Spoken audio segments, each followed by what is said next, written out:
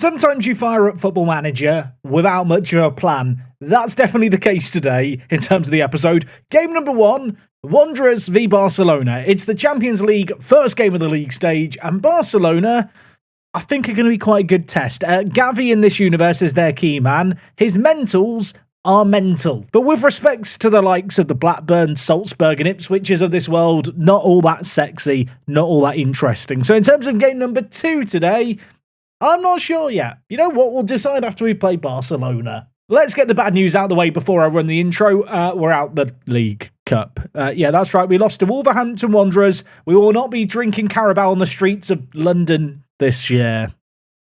Yeah, I'm sad. We've got an injury crisis at the back. Barcelona to take on in the Champions League. What could go wrong? Let's run the intro. How is it going, you lovely lot? Welcome back to Park to Prem. It is Tuesday, it's episode number 74, and Barcelona and Luis Enrique await us today. We have had a very mixed start to the season. I feel like that has been further compounded by the issues at the back. Of course, Andy Dorrington, spoilers, he is still injured for 4 to 6 months, but he's not the only player injured. Brian Henderson at centre-back has also picked up an injury, which he's slowly recovering from. You can see failed his fitness test, so still not fit. He's been out with a twisted ankle. And to make things even worse, Caleb Anson, who was, of course, at the Olympics last episode, came back from the Olympics and he got injured. Yeah, he has been out with a sports hernia that he sustained a month ago. He has not yet played for us this season. It does mean when it comes to our back three as of late and the goalkeeping position, it's been a little bit of a mixed bag. Griffiths has played 5 games in the Premier League. To be fair, he's actually got a 7.1 rating. He is not the reason we've struggled this year. Yeah, I say we struggled this year. We've only lost 2 games. I'm being very dramatic. Now, speaking of those games, as I already mentioned, we got off to a good start against Arsenal and West Ham last episode, and we followed that up with some okay results. Worth noting that all of these wins, only by a single goal margin. 1-0 against Fulham was nice. Ashley Phillips with a goal there. We came back from behind against Leicester to win 2-1. Corby Hatswell, the match winner and man of the match in that one. Unfortunately, however, against Tottenham, things did get a little undone. Of course, Tottenham are a very, very good team in this universe. We were 4-1 down. We did get 1 goal back, but truthfully, we were second best for much of this game. If I'm going to find a silver lining, Sean Steele, the youngster that we snapped up from Aston Villa for 35 million, scored a goal in this one. Actually has a really, really good rating to start the year, the 19-year-old. Liking the look of him a lot. And you know what? While we're on the subject of strikers, should talk about a new signing. I made one. I spent all my money that was left in the transfer kitty on Oluwatson Ekena, or Oi, as I like to call him. 21 years old. I've signed him from Coventry for 35 million and then instantly loaned him back to Coventry. 21 years old, great physicals, great speed, great attacking ability. He kind of reminds me of Rashid Mohammed. Speaking of which, Rashid Mohammed is now out for 3 months injured in Saudi Arabia. But if we just look at the head-to-head comparison here, you can see Oi, very kind of similar molded player, but with just a little bit better aerial ability. Of course, we sold Rashid Mohammed for 56 million. Oi has signed for 35 million, although we've loaned him straight back to Coventry. And the reason I decided to sign him was essentially I felt like I was better off having him in the team and signing him to then maybe flip him or another striker on for money versus just not spending the money I had. 2 striker transfers, though, that did happen the other way with us losing players include Joachim Andersson here, the Swedish international. We picked up from Manchester United for 1.2 million. Spent the last year on loan at Premier League Hull, and for Coventry, for whatever reason, decided he was worth 8 million. So shout out to Coventry. I feel like they just gave me some of the Oi money instantly back. And elsewhere, Christopher Hernandez, I have opted to loan to Hull for the year. Hopefully going to get some regular football for them playing in the Premier League. Just a player who was too far on the fringes for us. Anyway, speaking of Hull, they were one of 2 teams that we played in our 2 most recent games. We lost against the Wolves, as I've already mentioned, in the EFL Cup. Not going to dwell on that one, but let's look at the positives. Our first emphatic win of the year came against Hull City. 4-0 win in this one. Marcus Sheldon with 2, Hatswell with a goal, and Andy White grabbing his 5th of the season. This man is currently our top goal scorer. It is very, very early days in the Premier League season, but right now, Aston Villa sit top of the table. We are down in 4th, but we're very much within touching distance of the teams towards the top. The down note, I suppose, goal difference isn't looking all that good for us. Only positive 5. I wish I could sit here and say, you know what? We've got all these issues with injuries at the back. That's the reason we're struggling. To be honest, we probably should be going better going forward. we definitely can improve at the back as well. And well, maybe we can get that improvement going here in this game. We are at home in our new stadium. We are taking on Barcelona. It's the first game of the Champions League. When it comes to the new Champions League format, I kind of like it in real life, but I do feel like it lowers the stakes of each individual game in terms of when you're playing in Football Manager, especially in terms of the teams we've got to take on. Barcelona, AC Milan, Real Madrid, Bayer Leverkusen. Not easy games necessarily. I feel like I need to pick up some points against the likes of Salzburg, Dynamo Kiev, Midtjylland and Nice. Compared to last year where we win every game in the group stage, I'm less confident of doing that this year. But you know what? Maybe we can get off to a good winning start in this one against Barcelona. As I mentioned, at the back, we are looking very makeshift. I really don't like it. Edwards has been playing at right centre-back as of late for us. Of course, we kind of brought him in to be a bit of an emergency transfer with Dorrington's injury. And left wing-back Mick Garry, to be fair, hasn't played that badly. I say wing-back. He's not played wing-back. He plays as a left centre-back with dribble more on. It's like a centre-back, wing-back thing. Either way, he's doing fine. Someone get me out of this pickle. I've stumbled over my words too much today. In terms of the rest of the team, I'm actually going to bring in Steele at pressing forward for this one. He has had a good little start to the season. Of course, there is a lot of competition in the attacking third. Andy White and Sheldon have put in a few good performances lately. To be fair, Andy White's been a little hit and miss, but he is our top goal scorer. As for Sheldon, he was top performer against Hull, and in the 2 games prior, he did start to turn around his slow start to the year. In terms of the other options we have, of course, we've got the likes of Nicky Meredith around, Bernard Brennan, another attacking option, and Chris Barrett. To have all 3 of these attacking options on the bench is very exciting. If things don't go to plan, I can just bring on a new front 3. As for things in the midfield and wing-back area, nothing going on there, thankfully. And rare parts of the team that hasn't seen much rotation. Flood and Hatswell doing really well to start the year. Carl Flood, you can see here, just rating-wise, playing superbly. As for Hatswell, got a couple of goals to his name. Wouldn't mind if he grabbed one in this one. Okay, Barcelona Champions League. This feels big and proper, doesn't it? Last year we had PSG in the group stage in our own back garden. We managed to absolutely destroy them, only to then watch them go on and win the Champions League last year. I've just remembered they've got Erling Haaland, and they've got Yamal, and they've got Fati. This is going to be hard, isn't it? And if you're thinking, well, Jack, you're in the future, surely they're not still that good. Yeah, Haaland's good still. And that Yamal kid, he's still only 26. We're in the year 2032. It feels like I've been playing this save game forever. This man is still 26. It's mad how young he is in real life. I'll be honest, when I saw Gavi was their key man and clicked on his profile, I thought, oh, he's not that good. Maybe we're going to be fine today. Now that I've seen the rest of their team, I'm kind of scared for what I've got to try and handle in this game here. I totally forgot that Erling Haaland had gone to Barcelona. I saw that as such a blessing when he left English football and I wasn't going to have to deal with him, only for him now to pop up here, well, in the middle of the capital city. I do not like it. I'm going to hope we can still take the game to them, but I think it goes without saying we are definitely second favourites in this game. And on my word, Ansu Fati nearly scored a wonder goal. Everything's fine. I mean, 10 minutes into this game, we're surviving, so that's good. I'm going to praise the players for the fact we've not conceded. That one chance Barcelona that had, the only shot of the game so far. I'll tell you what, even Darvic is very good for them. I know this guy is a bit of a wonder kid again at Barcelona in real life. Their team is actually absurd in this universe. Mick Garry, Flood, plays it short. Sheldon squares it into the middle. Haaland kind of clears it away, although Hatswell is going to be there to mop up some of the pieces. Mick Garry now has the ball for us. Back to Ashley Phillips. Options left, options right. Steele to Phillips. He's going to dink it to Lloyd Weston. Can we create something on this left-hand side, perhaps? Lloyd Weston, the number 6, plays it inside. Half cleared away, twice cleared away, but we do get it back to the danger man. Number 6, he's here again. He's whipping it in. Steele scores. And that, my friends, is the teenage sensation popping up with a massive goal. Brought him into the team this year based on form. Last season, he joined in January. He got 1 goal in all comps. He's already got more than that so far in this opening to the season. Was it a tap-in? Yes. Was he in the right place? Abso-bloody-lutely. Okay, I don't want to get carried away. We're winning against Barcelona. There's 10 minutes left of the first half. They've had 1 shot on target. We've had 1 shot on target. I feel like we're doing our job thus far in this game. To get a second goal would almost feel like we're getting a bit fortunate and doing it against a run of play. But you know what? We're in possession and we're looking cool as a cucumber right now. Mick Garry The wing centre-back, as I've now decided he will be referred to forever. Hatswell, Ajaria, this is nice, this is pretty. 3 players in the middle, floated in. Andy White is one of them. Andy, you beautiful man. It is 2-0 here. Build-up play, absolutely superb here. Ajaria, floating it into the box from vice-captain to captain. I think I got the right order there. It's a lovely goal by Andy White. I ballsed it up. Ajaria's the captain and Andy White's the vice-captain.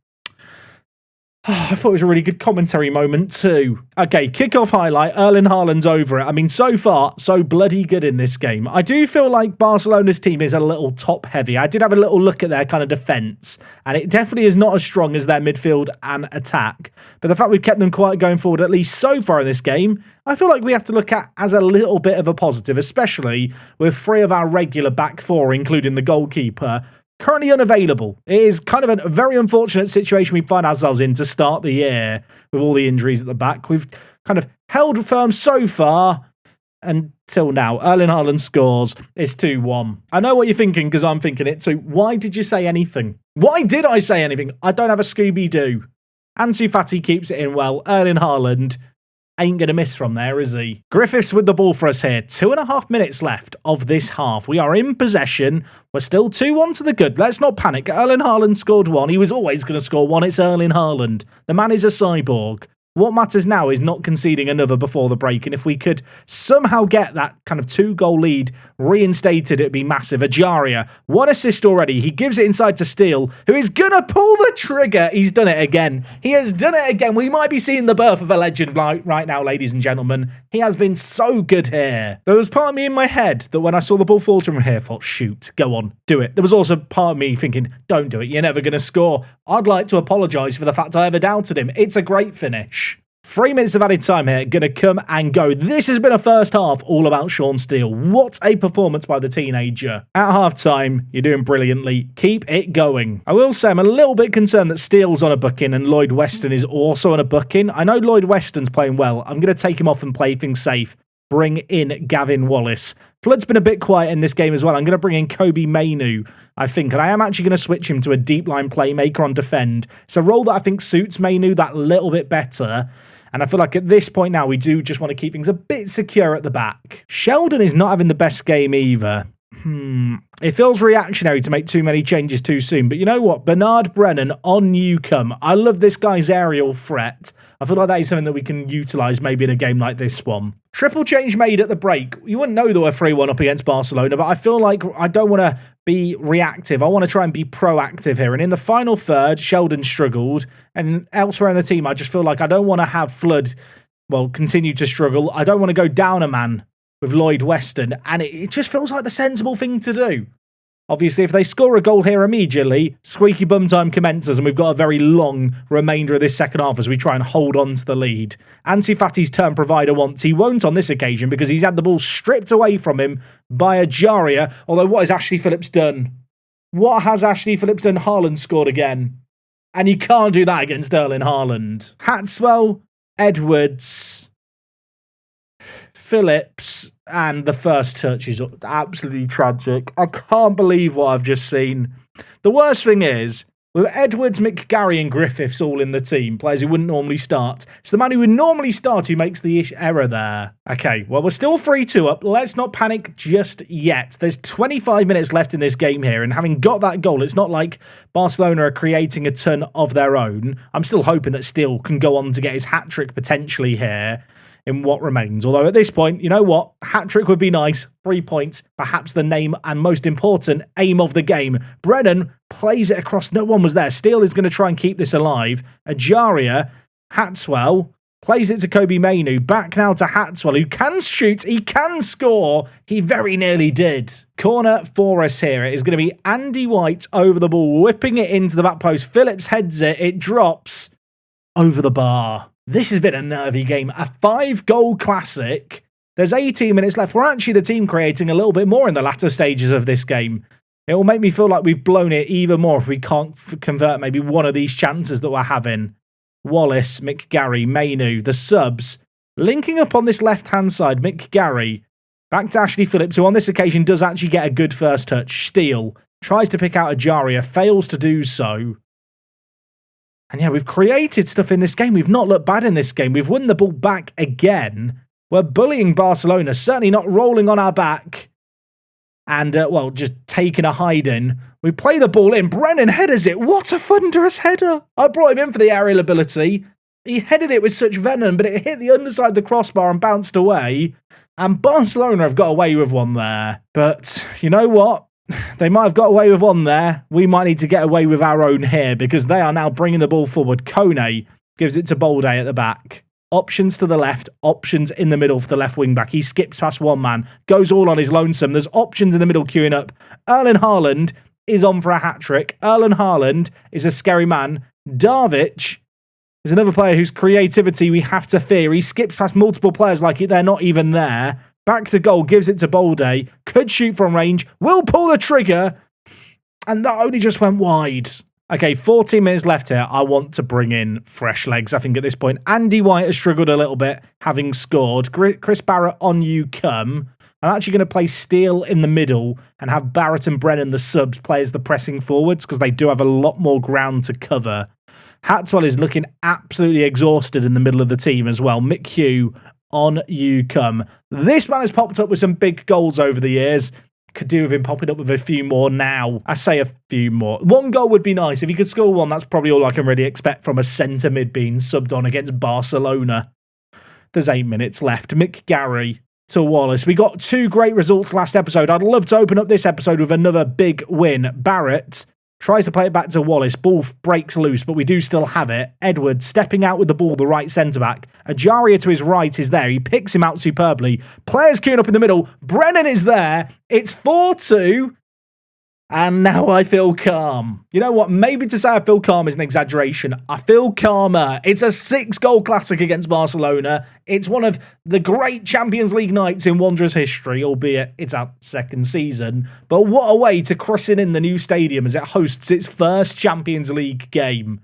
There's 4 minutes left in this game here. We have an XG of less than 2. We do not care. We have had a finishing masterclass from our strikers. And whilst defensively we've looked ragged, we've got what we needed to get. Erling Haaland's 2 goals, not enough. Just noticed here, actually, that they had to sub off their goalkeeper. And Chevalier, who they brought on, not quite as impressive, is he? Yamal, 6.9 rating. What a fraud.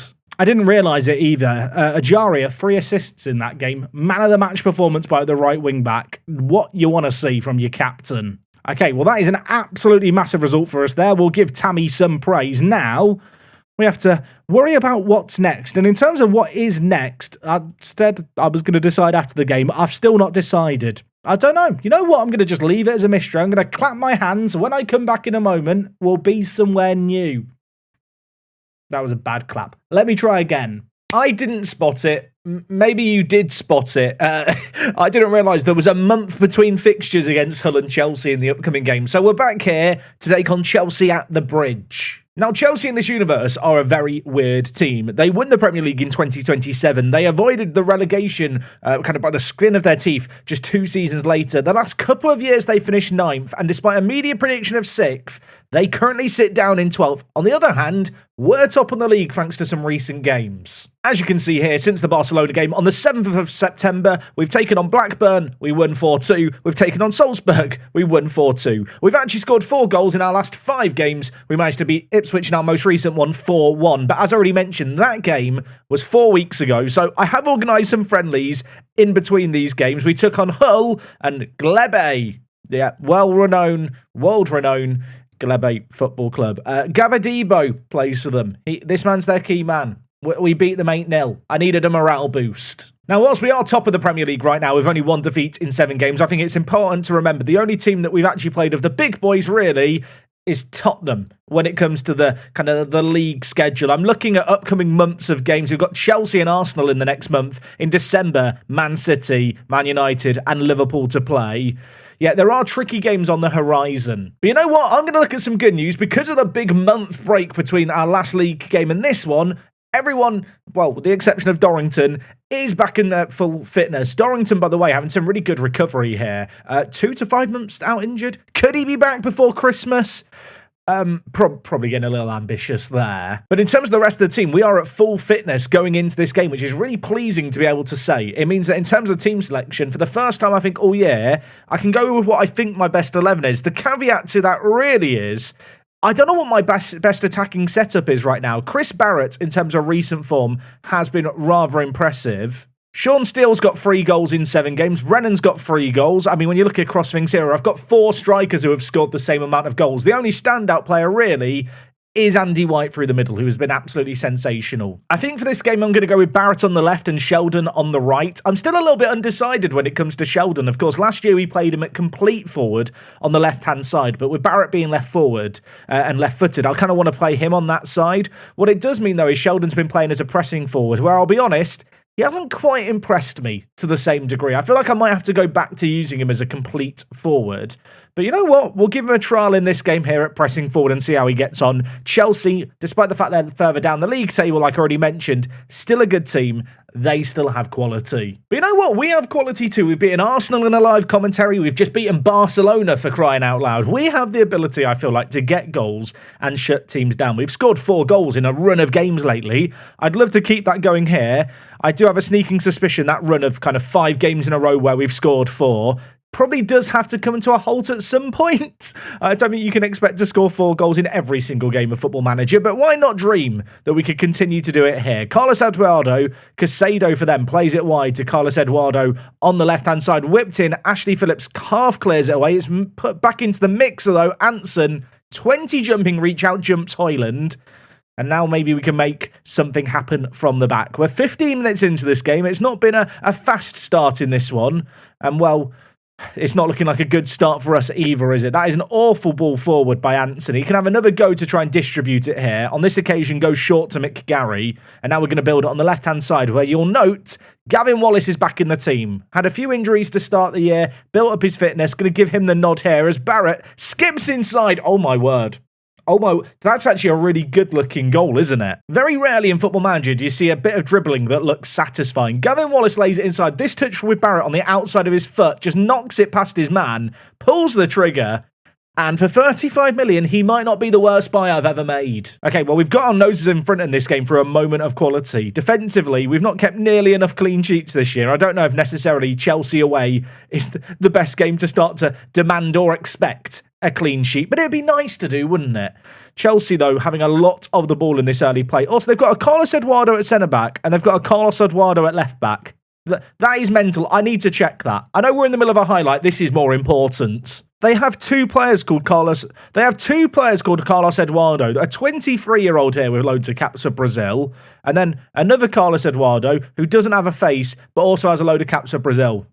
I'll tell you what, the Chelsea manager and Brazil manager must have an absolute nightmare remembering who's who here. They're both centre-backs. I was going to suggest they're identical twins or something, but that doesn't really work, does it? They're not the same age, and also twins don't share a name. Lavia's scored. Kendry Pires has assisted. Obviously, future Chelsea player. I don't know if he's gone to Chelsea yet. I lose track of which players Chelsea have actually got at the club and which they haven't. But yeah, Pires, the Ecuadorian youngster, out on the left-hand side, put it inside for another familiar face to real-world Chelsea fans. Lavia is still here, and he's buried that into the bottom corner. Well, there's not been a load of shots in this game. In fact, there's been 3 shots so far on target. 2 of them have gone into the back of the net. Paez with a corner, looking to whip it in. I was about to make a shout. I'll hold off making a shout for now. I was getting ready to encourage the players. Having been drawn level, I feel like they need a little cuddle and a pat on the back in this one. Anson launches it forward. Andy White wins his header. Falls the way of Wallace. They've actually got a bit of a gap here in the middle for us to maybe exploit. Wallace gets tackled once, but wins the ball back nicely. Barrett now drifts into a wide area. Options in the middle. Sheldon back post. Oh my word. Not the man you expect to pop up with a header. Barrett to Sheldon is 2-1. I know some people are annoyed about the fact that Barrett is white in the match engine, but his ethnicity with my face pack makes him black. Look, I'm not changing it.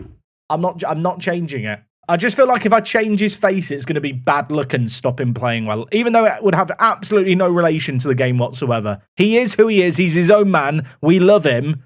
And, well, I would love him to get a hat-trick in this game. I mean, he's got a goal and an assist, hasn't he, so far?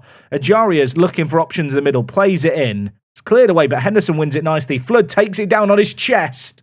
And had he hit the back of the net there, it would have been a great little goal. Only a few minutes left of this first half. It's been a really, really good display as far as I'm concerned. Barrett has been the standout player with a goal and an assist. And at the break, we're ahead away from home. Chelsea actually didn't have a shot on target after they scored in that half. That is a really, really promising sign for just the fact that we are taking this game by the scruff of its neck. Look at the stats here. They're not doing a great deal.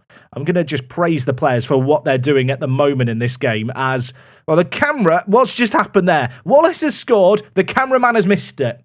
Did the cameraman fall asleep? Why were we looking at Anson? I have so many questions. Was this a free kick? It wasn't even a free... Well, it was a free kick, but it was given short. Wallace shot. It deflected in. And the cameraman missed it. Okay, now that we're 2 goals ahead, I am going to make some changes here. Bernard Brennan on you come elsewhere. Hatswell off. Mick on. Ajaria at right wing back's been quiet in this one.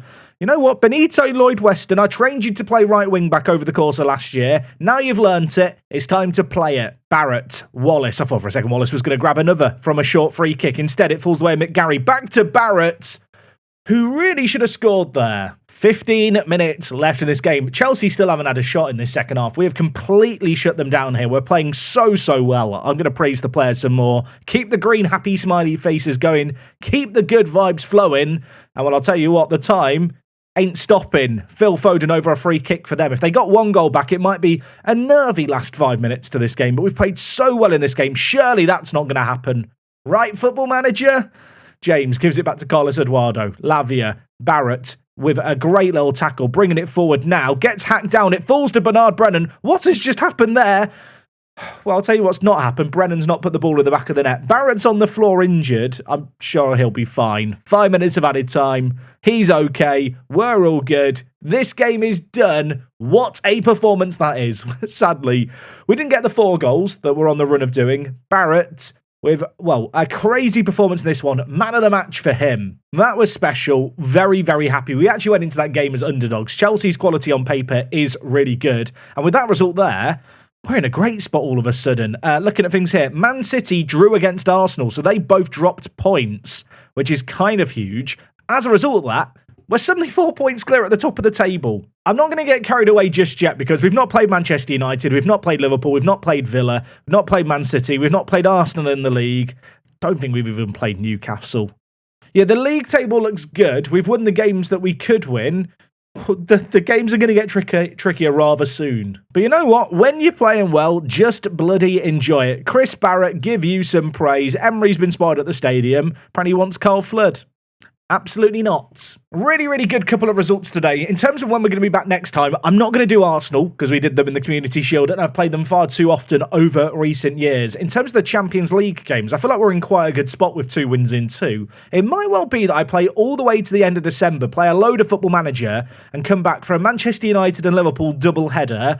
Given the fact they're the 2 teams behind us, they feel like they could be quite important games. Granted, there is a long time between that kind of set of games and now, so if something changes in the intermission, we may be back sooner. Regardless, in terms of episode and when we're going to be back, tomorrow, midday, same time and place as always. Hope to see you guys for that one. If you have enjoyed today's video, go down below, leave a like. There's a long time till FM25. Every like helps. I'll see you tomorrow for more. It's me, Jack, and I'll talk to you in a bit.